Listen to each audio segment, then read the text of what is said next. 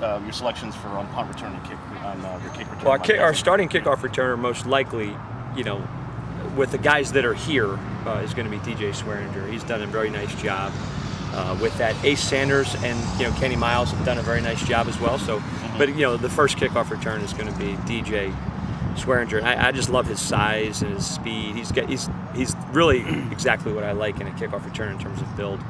And then punt returner, it's still kind of up in the air just because we haven't worked that a ton. We've done a ton of punt work. I would say, between Gilmore, Ace Sanders, possibly Nick Jones, those guys, of the returners. There's 2 or 3 guys that are freshmen that we'll take a look at too. Is it nice to walk into a situation where you get to be able to pick some of the specialists? The idea being that with Spencer having graduated, you can. I'd like to have him back.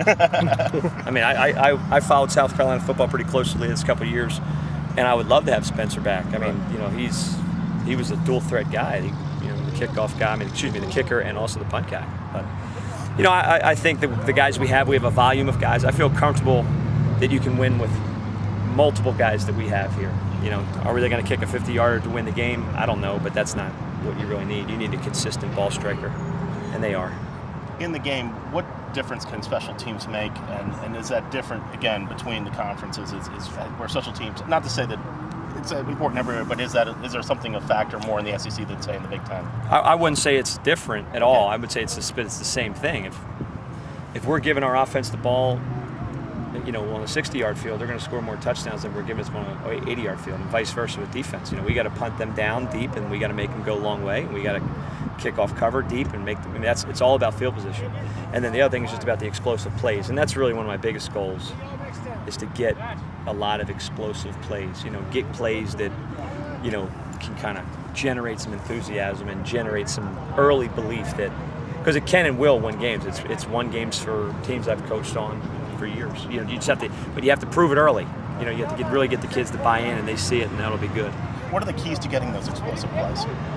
Making sure you're sound fundamentally. Making sure you got the right players on the field, and making sure you execute your schemes. You know what I mean? It's just like any other offensive or defensive play. It's attacking them on their weaknesses and having your good players make the plays when they're there.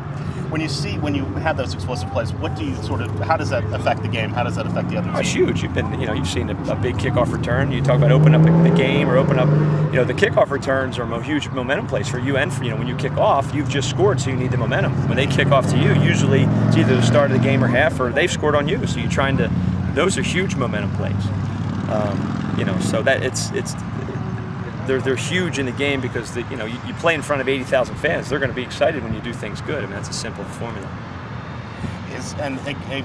That was something we're known for in Minnesota, was obviously being able to get some of those plays down. Right.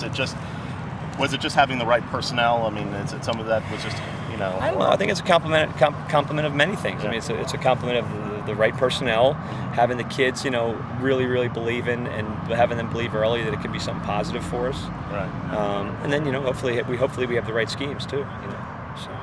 And what are also just some of the differences in coming to South Carolina versus obviously being at Harvard and being at Minnesota?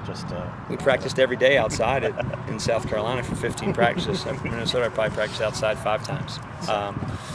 But everything has its strengths and weaknesses. My stay here, I'll compliment on so far. My month and a half here has been great, and hopefully it continues to be so. I'm sure you probably already addressed this, but the kickers, do you have an idea of who you want coming out of the spring? The place kicker? I would say the place kicker, right now is a 3-way battle with Wooten in the lead a little bit, ahead of Joey, Scribner Howard, and Adam Yates. The punter is right now between Fish and Joey Scribner Howard, and Scribner Howard has had a great spring punting the ball. He's probably averaged close to 50 yards a punt. So I feel good about those names there.